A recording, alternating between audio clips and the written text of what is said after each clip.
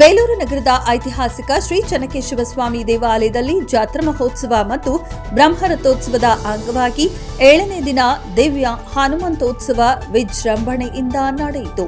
ಇನ್ನು ನಡೆದ ಉತ್ಸವದಲ್ಲಿ ನಾಡಗೌಡರು, ನಾಡಪಟ್ಟೀಲರು ರಾತ್ರಿ 11:30ಕ್ಕೆ ಮಂಗಳವಾದ್ಯ, ಕಹಳೆ, ತಮಟೆ ವಾದ್ಯದಲ್ಲಿ ಆಗಮಿಸಿ ಶ್ರೀ ಚೆನ್ನಕೇಶವ ಸ್ವಾಮಿಗೆ ಪ್ರದಕ್ಷಿಣೆ ಹಾಕಿ ನಂತರ ವಿಶೇಷ ಪೂಜೆ ಸಲ್ಲಿಸಿ ಮಹಾಮಂಗಳಾರತಿ ನೆರವೇರಿಸಿದ ನಂತರ ಶ್ರೀ ಚೆನ್ನಕೇಶವ ಸೌಮ್ಯನಾಯಕಿ ರಂಗನಾಯಕಿ ಅಮ್ಮನವರನ್ನ ಹೊತ್ತ ಶ್ರೀರಾಮದೂತ ಆಂಜನೇಯ ಉತ್ಸವದ ಮೆರವಣಿಗೆಯು ದೇವಾಲಯದ 8 ರಾಜಬೀದಿಗಳಲ್ಲಿ ಸಾವಿರಾರು ಭಕ್ತರ ಸಮ್ಮುಖದಲ್ಲಿ ವಿಜೃಂಭಣೆಯಿಂದ ಜರುಗಿತು.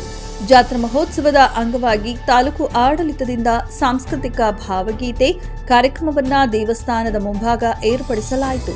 ಇದೇ ಸಂದರ್ಭದಲ್ಲಿ ಮಾಜಿ ಧರ್ಮದರ್ಶಿ ಯುಟಿ ಕೇಶವಮೂರ್ತಿ, ದೇವಾಲಯದ ಕಾರ್ಯನಿರ್ವಹಣಾಧಿಕಾರಿ ಯೋಗೇಶ್ ಮತ್ತು CPI Revanna, SI Shivanagouda Patil, police ಸಿಬ್ಬಂದಿ ದೇವರಾಜ್, ಅಡ್ಡೆಗಾರರು ಹಾಜರಿದ್ದರು. ಸೇರಿದಂತೆ ಸಾವಿರಾರು ಭಕ್ತರು ಐತಿಹಾಸಿಕ ಶ್ರೀ ಆಂಜನೇಯ ಉತ್ಸವವನ್ನ ಕಣ್ತುಂಬಿಕೊಂಡರು.